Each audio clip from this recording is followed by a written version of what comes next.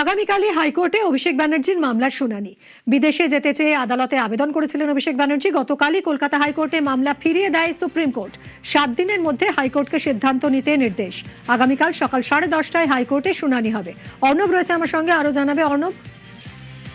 দেখো, আজ সকালেই বিচারপতি সৌগত ভট্টাচার্য এজলাসে উপস্থিত রাজ্যের অতিরিক্ত গভর্নমেন্ট লিডার সূর্যনীল দাস উপস্থিত থাকায় তাকে উদ্দেশ্য করে একটি বার্তা পাঠান এবং তাকে বিচারপতি জানান যে সংবাদ মাধ্যমে আজ সকালেই তিনি দেখেছেন যে অভিষেক বন্দ্যোপাধ্যায় বিদেশ যেতে চেয়ে যে আবেদন কলকাতা হাইকোর্টে করেছিলেন সেই আবেদনটি সুপ্রিম কোর্ট অনুরোধ করেছে কলকাতা হাইকোর্টকে আগামী 7 দিনের মধ্যে তার শুনানি করে সিদ্ধান্ত নিতে। এই অবস্থায় এই মামলাটি শুনানি করার জন্য কিছুটা সময়ের প্রয়োজন।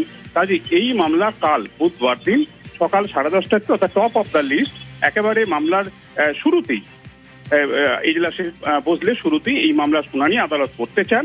এক্ষেত্রে মামলার যে দুই পক্ষ, এক অভিষেক বন্দ্যোপাধ্যায়ের আইনজীবী সিনিয়র অ্যাডভোকেট সব্যসাচী বন্দ্যোপাধ্যায়, অন্যদিকে রাজ্যের অতিরিক্ত অ্যাডভোকেট জেনারেল রাজদীপ মজুমদার, তাদের যেন আদালতের এই বিষয়টি যে বার্তাটি সেটি যিনি পৌঁছে দেয় এবং এর আগে তাদের কোনো রকম যদি কিছু বলার থাকে, অর্থাৎ কালকে মামলা করার বিষয়ে তাদের কোনো যদি সমস্যা বা অন্য কিছু থাকে, সেটাও যেন আজকের মধ্যেই আদালতকে তারা জানান, এমন একটি বার্তা তিনি দেন।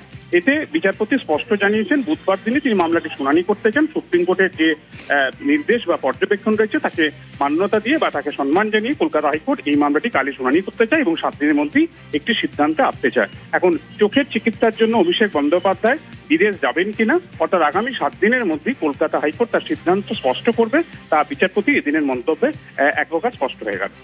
ধন্যবাদ অর্ণব।